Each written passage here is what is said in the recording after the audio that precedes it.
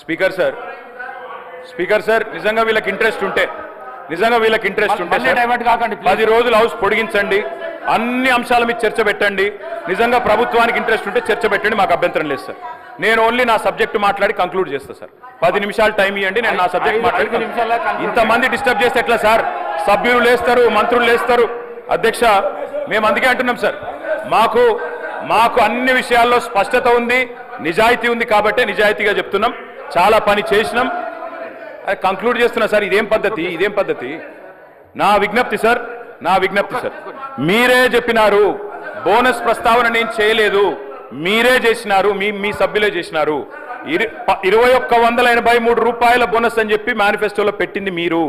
2183 bonus అనేది దొడ్డు వడ్లకు సంబంధించిందని చెప్పి కేంద్ర ప్రభుత్వం యొక్క ఎంఎస్పీ లెక్క ఉన్నది. బోనస్ ఇస్తామని చెప్పింది దొడ్డు వడ్లకు, ఇవాళ మాట్లాడుతున్నది మాట తప్పి చెప్తున్నది సన్న వడ్లకని. ఇచ్చిన బోనస్ 700 కోట్లు. మళ్ళీ అదే చెప్తున్నా సార్. నేను వాళ్ళు అడ్డమైన మాటలు మాట్లాడచ్చు, మేము మాట్లాడద్దా సార్?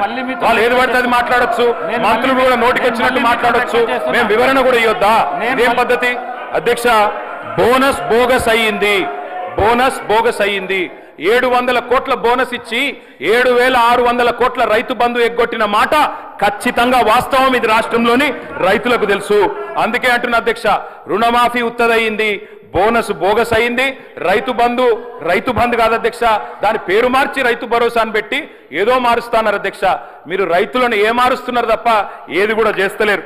అధికారంలోకి వస్తే తొలి క్యాబినెట్ లోనే రైతు భరోసాకు చట్టబద్ధత, 6 గ్యారెంటీలకు చట్టబద్ధత అన్నారు. తొలి క్యాబినెట్ జరగలేదా ఇంకా?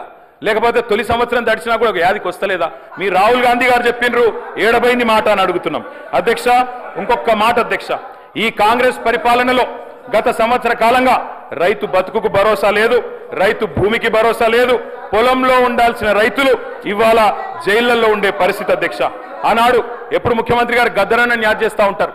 గద్దరన్న ఒక మాట చెప్పిండు అధ్యక్ష, దుక్కులు దున్నే రైతులకు బేడీలు ఎందుకురో అని పాట పాడిండు అధ్యక్ష. ఇవాళ గద్దరన్న బతుకుంటే ఖచ్చితంగా ఆ పాట మళ్ళా గజ్జగట్టి పాడుతుంది అధ్యక్ష. చివరిగా నేను ఈ ప్రభుత్వానికి చేసే విజ్ఞప్తి ఒకటే, రైతు బంధును యథాతథంగా కంటిన్యూ చేయండి, ప్రజలకిచ్చిన మాట తప్పకండి. ఎట్టి పరిస్థితుల్లో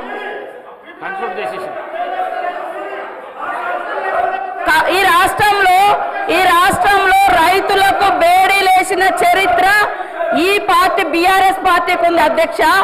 ఆ రోజు సన్న వడ్లేస్తే ఊరే అన్నది మీరు. ఇవాళ కౌలు రైతుల గురించి గొప్పగా మాట్లాడుతున్నారు. కౌలు రైతులకు ఎందుకు ఇవ్వాలి భరోసా? వాళ్ళు అద్దె ఇళ్లలో ఉన్నోడు ఓనర్ అవుతాడా? కౌలు రైతు ఓనర్ అవుతాడా అని ఆ రోజు మీరు మాట్లాడారు. ఇవాళ రైతుల మీద ఏదో గొప్పగా మాట్లాడుతున్నారు. నేను సవాల్ చేస్తున్నా అధ్యక్ష, ఈ రాష్ట్రంలో ఉన్న అందరి భూముల మీద క్లీన్ గా అక్కడ ఒక దగ్గర 100 ఎకరాల ఫామ్ హౌస్ ఉంటుంది, కానీ 10 మంది పేర్లు ఉంటాయి. అది బయట తీయండి. వాళ్ళకి ఇప్పుడు 5-6 లక్షల జీతాలు ఎత్తుకునేటోళ్ళు కూడా రైతు ముసుగులో రైతు బంధు తీసుకున్నారు. మీ హయాంలో గుట్టల సాగులో లేకుండా తీసుకున్నారు. మాలాంటి ఏరియాలలో మోకా మీద ఉండి సాగు చేసినా కూడా పట్టా లేకుంటే వాళ్ళకి మీ హయాంలో ₹1 రాలే, కానీ వాళ్ళు పంట పండించారు. మీరు ఇచ్చింది రైతు బంధు, రైతు పెట్టుబడి కాదు, పట్టా పెట్టుబడి ఇచ్చారు. పట్టా ఉంటేనే ఇచ్చారు ఆ రోజు, కానీ కౌలు రైతులకు ఇయ్యలే, చిన్న సన్నకారు రైతులు పట్టా లేనటువంటి వాళ్ళకి ఇయ్యలే. అదేవిధంగా రైతు రుణమాఫీ గురించి గొప్ప చెప్తున్నారు. మీరు అనేక మందిని మీరు చేసినటువంటి రుణమాఫీ వడ్డీ మాఫీ అయింది, రుణమాఫీ కాదు, అది వడ్డీ మాఫీ. ఆ వడ్డీ మాఫీలో కూడా మీరు అనేక మందికి రైతులకు నిబంధనలు పెట్టడంతో చాలా మంది ఈ నిబంధనల మూలంగా మేము ఇచ్చినటువంటి రుణమాఫీలోకి కూడా కొంతమంది రెన్యువల్ కానేటువంటి పరిస్థితి వాస్తవం. అలాంటి వాళ్ళే ఆగింది. అది 2014 నుంచి కొనసాగుతూ వస్తుంది. మీరు చేసినటువంటి రుణమాఫీ నిబంధనలు కొనసాగుతూ వస్తున్నాయి కాబట్టి అది గుర్తుపెట్టుకోండి. మీరు అన్ని బాగా చేసినాక 30,000 కోట్ల రైతుల రుణమాఫీ కాకుండా ఎట్లున్నాయి? మీరు అన్ని రైతులను రాజులను చేసిర్రు, రైతు బంధు ఇచ్చిర్రు, అన్ని చేసినాక మళ్ళీ 30,000 కోట్ల రూపాయలు వాళ్ళ మీద ఎందుకు భారమైంది? ఎందుకు రుణాలు మిగిలినాయి? అది చెప్పండి. కాబట్టి ఇవాళ కేటీఆర్ గారికి ఒకటే అడుగుతున్నా, మీరు 10 ఏళ్లలో భూమి లేనటువంటి ఒక్క పేదింటి బిడ్డలకు మీరేమిచ్చారు? ఓకే, 100 ఎకరాలు ఉన్నోళ్ళ గురించి అన్ని ఇవ్వాలి, లక్షల జీతాలు వచ్చినా అన్ని ఇవ్వాలి అని అంటున్నారు. మరి పేదోడికి మీరు ఈ 10 ఏళ్లలో కనీసం ఉచితంగా కరెంట్ ఇయ్యలే, కనీసం ఇవాళ ఉచితంగా ఎర్ర బస్ ఫ్రీ ఇస్తే కూడా మీరు ఓర్వలేకపోతున్నారు. అదే విధంగా వాళ్ళకి 10 ఏళ్లలో ఏమి ఇచ్చిర్రు, భూమి లేని వాళ్ళకి ఏమి ఇచ్చిర్రు? మేము ఇప్పుడు భరోసా కింద 12,000 రూపాయలు పెట్టినాం, ఉచితంగా కరెంట్ ఇస్తున్నాం. వాళ్ళ ఆర్థిక భారాన్ని తగ్గించడం కోసం, కుటుంబ భారాన్ని తగ్గించడం కోసం పేదింటి బిడ్డలకు, ఆడబిడ్డలకు 500 గ్యాస్ చేసినాం. మీరు ఎందుకు చేయలేదు? మరి మేము ఉచితంగా బస్సు పెడితే గగ్గోలు పెడుతున్నారు, ఉచితంగా 200 యూనిట్ల కరెంట్ ఇస్తే గగ్గోలు పెడుతున్నారు. కాబట్టి మీ వైఖరి ఏందో స్పష్టం చేయండి. మీ వైఖరి ఏందో అంటే అందరికీ వాళ్ళు 100 ఎకరాల ఫామ్ హౌస్లు ఉన్నా కూడా ఇవ్వండి అని అంటారా? అదే చెప్పండి. నేను ఈ సందర్భంగా కూడా మా వ్యవసాయ శాఖ మంత్రి గారిని కోరుతా ఉన్నా, దయచేసి ఎవరెవరికి ఎంతెంత పోతుందో ఆ వివరాలు మొత్తం గ్రామాలలో పెట్టాలి. ఏ కుటుంబానికి ఎంతెంత రైతు బంధు పోతుంది, ఎవరెవరిది ఎంత అనేది వివరాలు బయట పెట్టాలి. పేదోళ్ళకి ఆ ఊర్లలో ఏమేమి వచ్చినాయో కూడా బయట పెట్టాలని కోరుతా ఉన్నా. కన్క్లూడ్ చేయండి ప్లీజ్. కన్క్లూడ్ చేస్తారంటే కూడా చేయనిస్తలేరు సార్. కన్క్లూడ్ చేయండి అధ్యక్ష.